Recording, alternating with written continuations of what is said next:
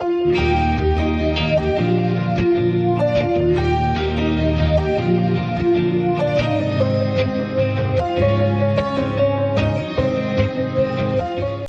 and welcome back to Many Tribes, One Kingdom. I'm your host, Dustin, and for today's Name of God, we have a very interesting and wonderful name to talk about. But before we get into this, name, I'm going to need you to do me a quick favor.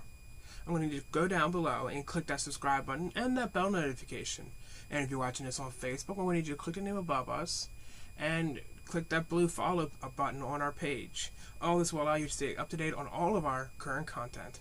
Now, for today's name, as you probably saw by the title above, today's name, title below us, I'm sorry, that today's name is going to be Elohim Chayim, and this name translates to the living God.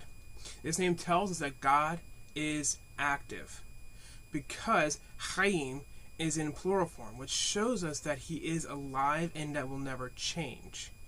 But understand, when Elohim is used, it's not just simply talking about one person in the Godhead. No. It's talking about all three in unison.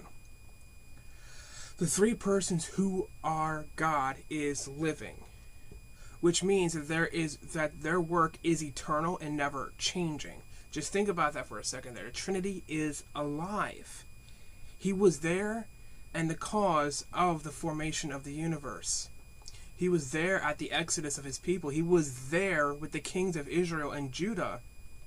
He was there at the betrayal and the crucifixion. He was there at the commission of Paul. He is here right now. And we can see this name appear, and this is just a few, but there is actually many places where you will see this name appear. Psalm 84, Acts 14, and Romans 9. Again, these are just a few times where you can see the living God, the name itself being used. But there is a more critical part, because I think you saw it, and that I hinted to it earlier. Yeshua is under this name.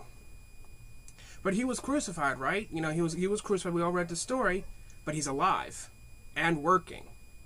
He gave the gift of the living Spirit, which gave us access to the living Father.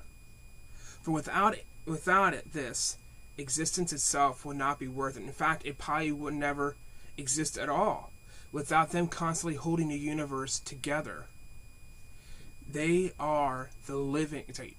Each of them in unison is the living God. Each of them working within their role eternally.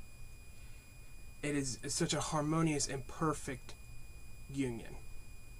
This name does work alongside with many other names that we've covered before, but one of which, off the top of my head, is El Olam, the God of ancient days, which shows that he's the same yesterday and he's the same today.